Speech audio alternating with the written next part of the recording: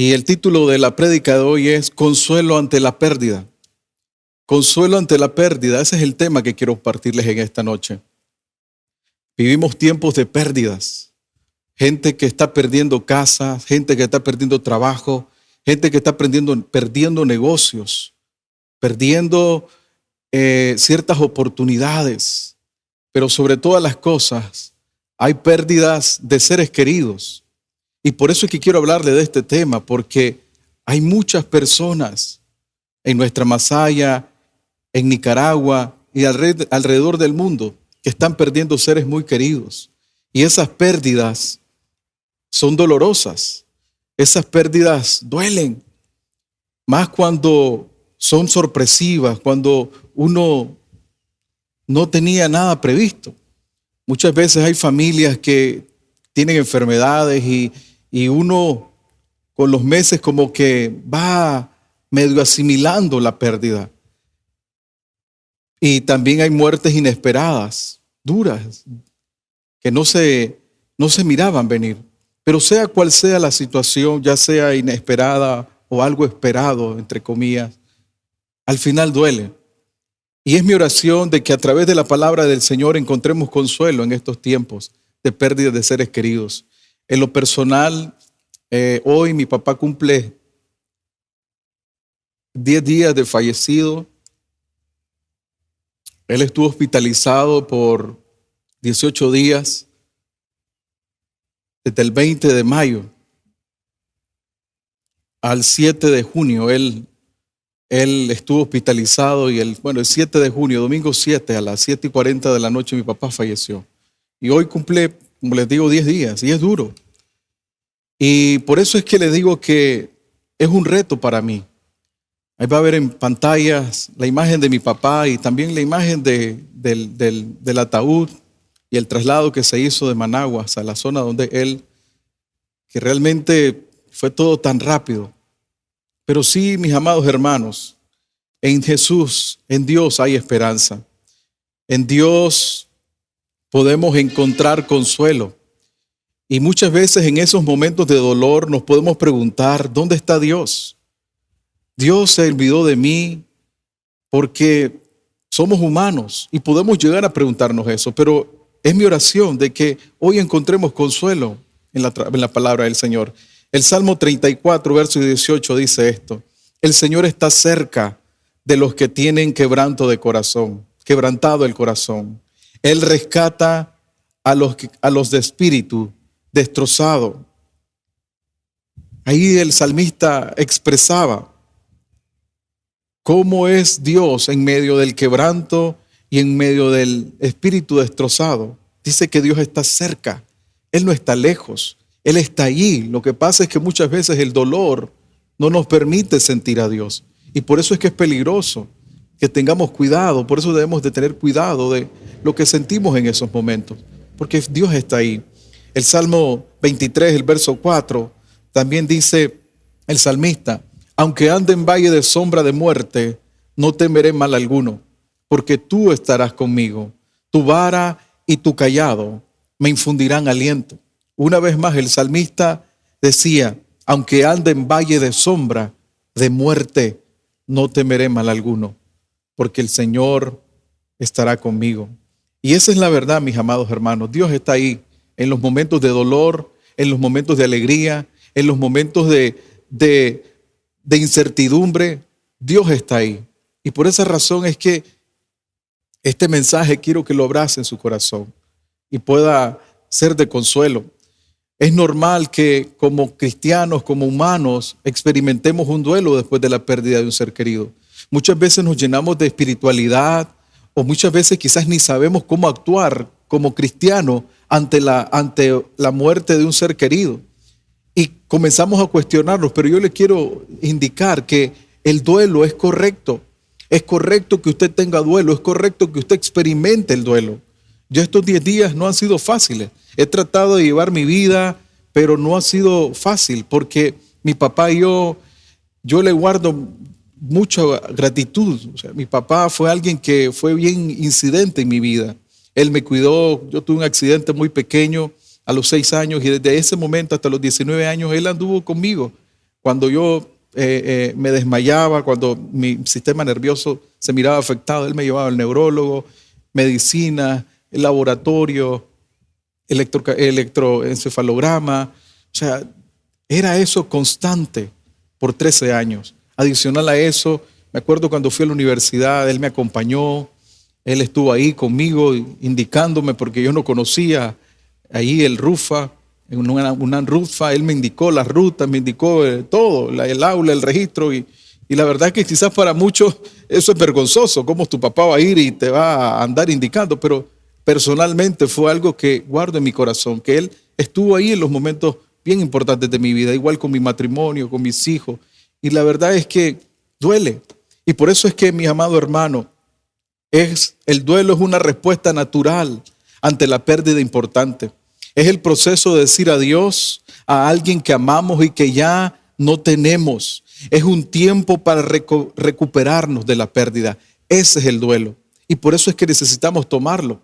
No se sienta culpable, no sienta que es falta de fe. Si usted está triste, si usted llora, si usted se siente que hay un vacío en su corazón, no se sienta mal. Eso es muy natural, es muy humano. Y por eso es que tiene que tomarse ese tiempo.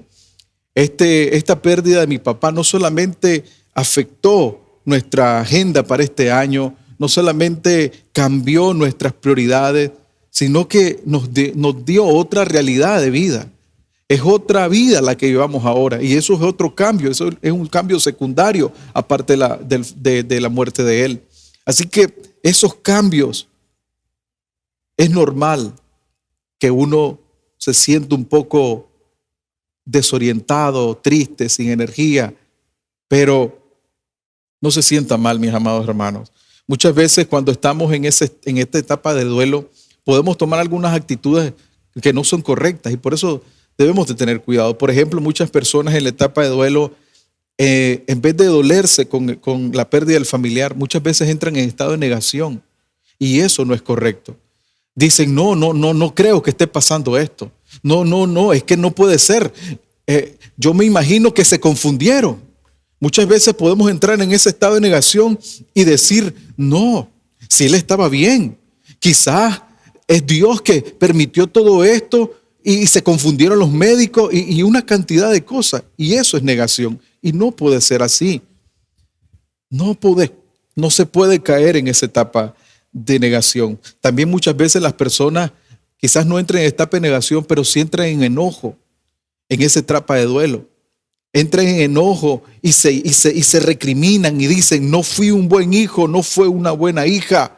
Quizás mejor hubiera hecho esto, hubiera hecho aquello, hubiera llamado, hubiera ido. Y comenzamos a enojarnos con uno mismo o si no con otros. Y eso es algo peligroso. No podemos enojarnos ante el dolor y ante las circunstancias que pasan. No puede ser que tomemos esa actitud. Y también muchas veces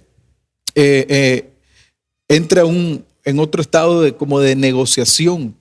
Cuando hablo de negociación es cuando la persona comienza como a hablar con Dios y decirle, Señor, si tú me das esto, si tú me devuelves a mi papá, si tú me devuelves a mi mamá, si tú me devuelves a mi hijo, a mi abuelo, a mi esposo, si tú me devuelves y tú haces un cambio, yo te prometo, yo me comprometo contigo que voy y comenzamos a tratar de negociar. Y eso no puede ser, mis amados hermanos. Son cosas que pasan, suceden y toca salir adelante. Por eso, mi amado hermano, tenga cuidado, por favor. Tenga mucho cuidado en esto. Primera de Pedro 5:7 dice, pongan todas sus angustias en las manos de Dios, porque Él cuida de ustedes. Isaías 41:13, porque yo, el Señor tu Dios, te tomo de la mano. Yo soy el que te dice, yo te ayudo, no tengas miedo. Una y otra vez, Dios promete acompañarnos en cualquier circunstancia, en cualquier situación. Él promete estar ahí con nosotros y apoyarnos, ayudarnos a salir adelante. Por eso la etapa de duelo es crucial, pero hay que tener cuidado de no quedarse allí en un estado de negación, de enojo o de negociación. Tengamos mucho cuidado con esto. Pero también yo quiero, mis amados hermanos, compartirle 3 verdades acerca de cómo lidiar con esta etapa de duelo, cómo lidiar con estas circunstancias. Hay tres verdades que nos van a ayudar mucho a sobrellevar la pérdida. Hay muchos sentimientos encontrados, hay muchos pensamientos, muchos recuerdos, hay muchas memorias y lugares, fechas. Pronto en nuestro país, el 23 de junio, celebramos el Día del Padre. Este domingo cumplo 38 años. Entonces son fechas que son difíciles para mí, son bien complejas para mí. Me acuerdo que el día que hospitalizamos a mi papá fue 20 de mayo. Ese día cumplía año mi segundo hijo. Entonces yo, en vez de estar con mi hijo, me tocó ir con mi papá. Y de ahí a traerlo a la casa y llevarlo al médico y de ahí al hospital. Son fechas que si uno no tiene cuidado, uno se puede estancar, uno se puede entrar en un estado depresivo. Y Dios no quiere eso. Dios quiere que sobrellevemos el luto y lo superemos y no nos estanquemos, aun aunque vengan fechas difíciles, complicadas, duras. Pero sí, mis amados hermanos, tres verdades que nos van a ayudar. Lo primero, la tristeza es normal. Si usted se siente triste, eso es normal. Es más, es bíblico que usted se sienta triste. Es bíblico que usted llore. Algunas veces las personas dicen, no, yo no lloro porque llorar es falta de fe. Llorar es ir en contra de la voluntad de Dios. Es decir, yo no acepto. Es como que estoy diciendo, yo no acepto tu voluntad, Señor. Pero no es cierto. El llorar no significa eso. El llorar simplemente significa de que duele. Significa de que no es fácil. Significa de que hay un vacío que nada lo va a llenar. Significa de que ya no vamos a poder hacer más memorias. Eso es lo que significa. Y por eso es que duele y por eso es que es triste. Porque uno ama a esa persona, uno quiere a esa persona, uno tenía planes con esa persona. De eso es que se trata. Entonces es normal y muy humano sentirnos tristes. Es muy humano, no es antibíblico. Dios no se enoja. No, es normal que sienta tristeza y que de vez en cuando llore, que de vez en cuando se quede viendo una foto. Es normal. Mateo 5:4 dice, bienaventurados los que lloran, porque recibirán consolación. Ahí dice la palabra del Señor, bienaventurados los que lloran, porque recibirán consolación. Si usted ha llorado, usted va a recibir consolación de Dios. No sienta que está actuando de manera equivocada. En la Biblia hay un profeta llamado Jeremías. Jeremías es conocido como el profeta llorón. Ese profeta lloraba, pero lloraba por el dolor de ver a Jerusalén endurecida con Dios y saber de lo que le venía a este pueblo. Eso era algo que a Jeremías le dolía el alma. Ver todo lo que esta gente se estaba perdiendo y lo que iban a vivir a causa de la dureza de corazón. Entonces Jeremías, cuando miraba esa situación del pueblo de Dios, lloraba. Y en Jeremías 9:1 dice, él escribió esto: quisiera que mi cabeza fuera un manantial y mis ojos se convirtieran en una fuente de lágrimas. Así podría llorar día y noche por todos los muertos de mi pueblo. Imagínese Jeremías, tanto era el dolor que sentía por el pueblo de Dios que decía que quisiera que mis ojos se convirtieran en una fuente de lágrimas. O sea, él a través de las lágrimas sentía, experimentaba y lograba expresar el dolor por el pueblo del Señor. Algunas veces, mire, pensamos que igual las lágrimas es falta de hombría. No, mis amados hermanos. Muchas veces a uno lo forman, he conocido casos de hombres que no lloran. Y no porque no les duele, sino porque desde muy pequeño sus familiares le decían, los hombres no lloran. Los hombres no lloran. Por favor, eso no es bíblico. Eso no es cierto. Eso no es así. Entiendo quizás la motivación de ese familiar que era como fortalecerlo ante el dolor. Pero, mis amados hermanos, si Dios nos da lágrimas, es por algo. Por esa razón me llama mucho la atención cómo Jeremías, a través de las lágrimas, él expresaba su dolor y su carga que tenía por el pueblo de Dios. ¿Sabe? el llorar, el derramar el alma delante del Señor, en vez de mostrar falta de fe, es todo lo contrario. Es una muestra de fe, porque no es cualquiera que va a ir delante del Señor y desnudar su alma, desnudar su corazón y expresarse y quitarse toda esa apariencia de piedad. Ya vio que es todo lo contrario. Por esa razón necesitamos superar el duelo, la pérdida y encontrar consuelo muchas veces llorando en la presencia del Señor. Llorando allí y decirle: Señor, me duele. Señor, siento que es demasiado para mí. Pero allí en la presencia del Señor, Él va a renovar sus fuerzas. La segunda verdad que necesitamos recordar para encontrar consuelo ante la pérdida es que Dios conoce el dolor. Dios no solamente nos anima a experimentar duelo y tristeza, sino también se muestra como alguien que se compadece de nuestro dolor, como alguien que conoce nuestro dolor. Dios no es un Dios que nos queda viendo y ya, no. Él es alguien que conoce y siente el mismo dolor que quizás nosotros sentimos. Dios nunca se ha mantenido al margen del sufrimiento humano. Todo lo contrario, Él creó un plan perfecto a través de su Hijo Jesucristo. Él diseñó un plan y era un plan de muerte. Su Hijo Jesús vino a esta tierra a morir por algo que nunca hizo, a morir por algo que Él no debía haber muerto. Y esa fue la manera que encontró Dios para expresar amor a su creación, o sea, a usted y a mí. Y por eso es que le puedo asegurar que Dios conoce el dolor. Él sufrió también cuando vio a su Hijo morir en esa cruz.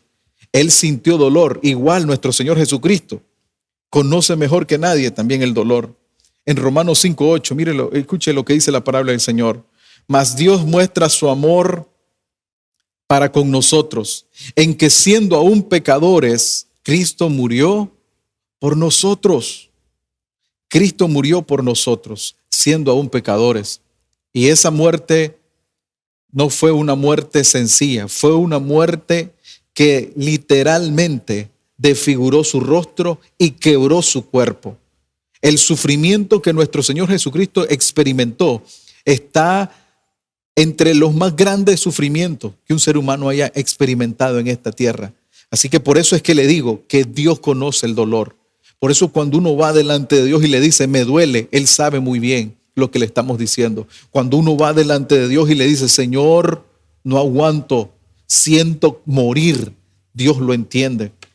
Por eso es que necesitamos ir a la presencia del Señor y encontrar consuelo en Él ante la pérdida. Hay algunos acontecimientos en los evangelios acerca de nuestro Señor Jesucristo que también nos muestran que Él es alguien que se compadece ante el dolor del ser humano.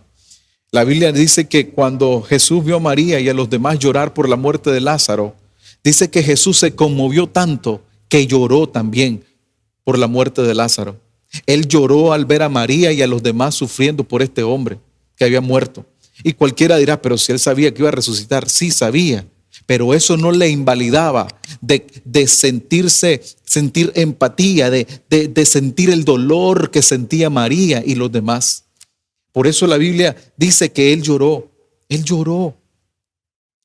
También la Biblia dice que Jesús lloró por Jerusalén, porque sabía que la destrucción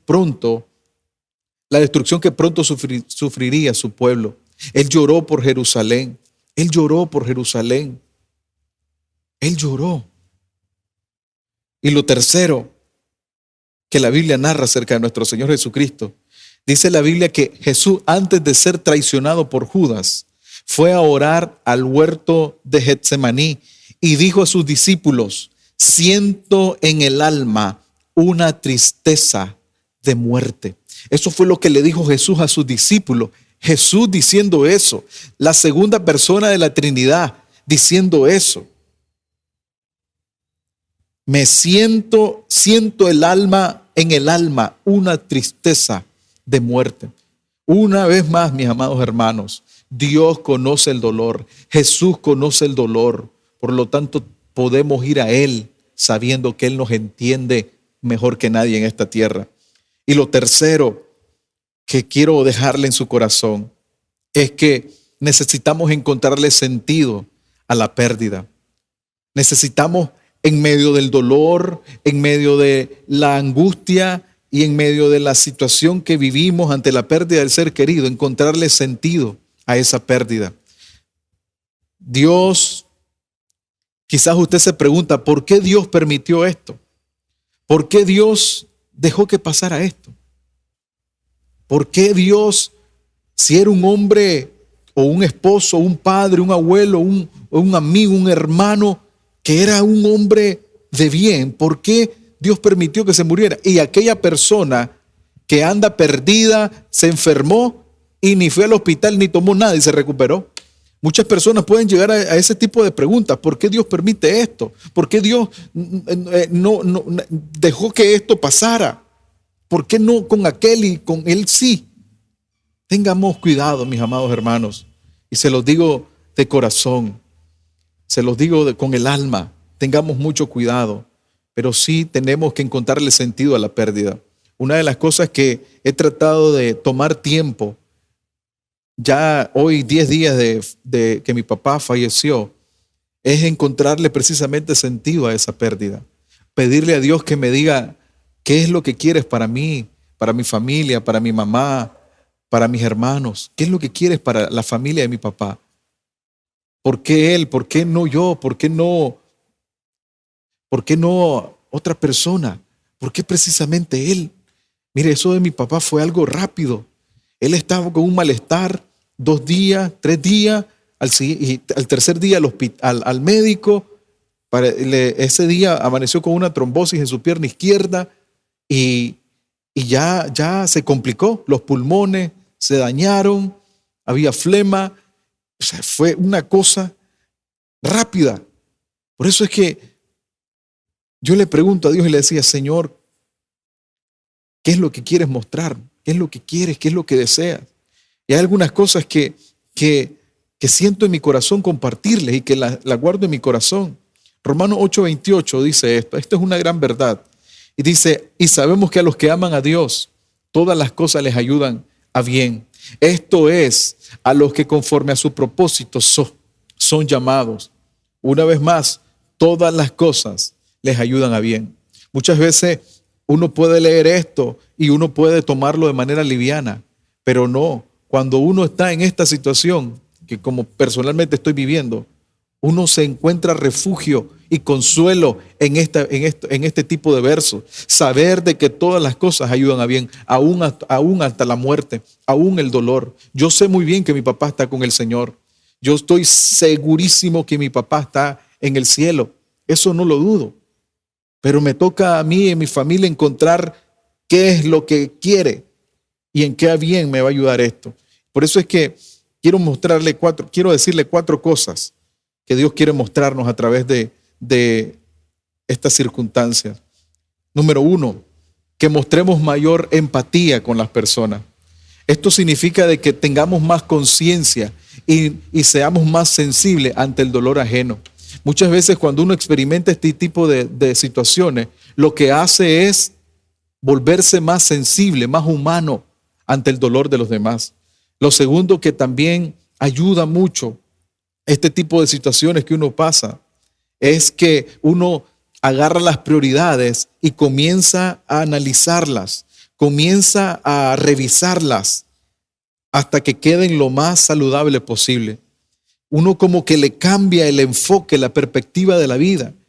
Mire, como pastor yo leo, la gente me escribe y me dice, pastor, me quedé sin trabajo, pastor, la provisión se me está acabando, pastor, necesito un trabajo, pastor, ore por mí, estoy enfermo, pastor,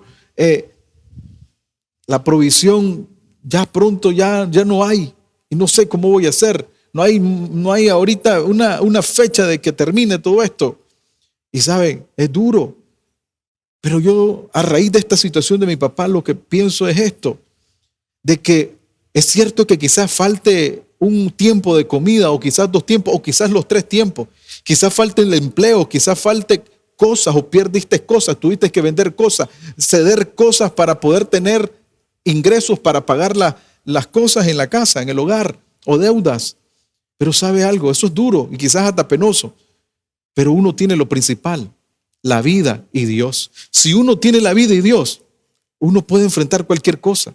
Pero eso es algo que hasta el día de hoy lo veo con mayor claridad, lo veo con mayor incidencia.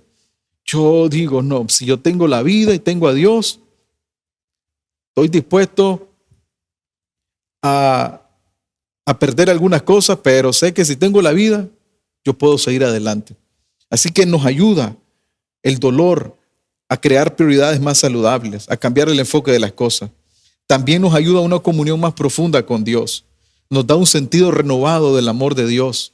El experimentar este tipo de cosas hace que la persona esté más abierta a Dios.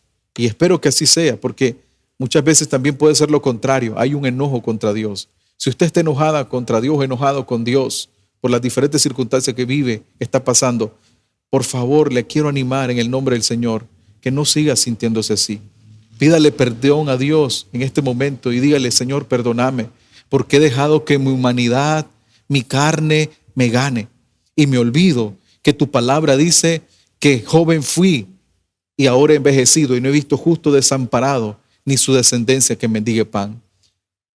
Así que mi amado hermano, que esta situación que usted vive haga que usted tenga una comunión más profunda con Dios.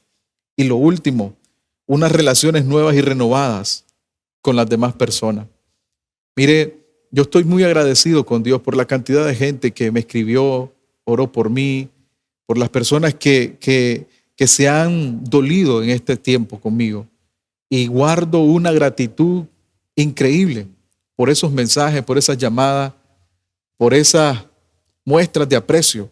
Y he sentido cómo las relaciones con ellos se han renovado. Y también he ganado nuevos amigos a raíz de esto. Es una locura cómo encontré amigos en este tiempo, pero así es. Así que mi amado hermano, Job 12:10 dice esto: la vida de todo ser viviente está en manos de Dios. Dependen de Él a cada momento para que les dé su aliento. La vida de todo ser viviente está en manos de Dios. Yo digo, el día de hoy, y lo seguiré diciendo, que Dios tiene el control. Se lo puedo asegurar, Dios tiene el control. Dios tiene la última palabra.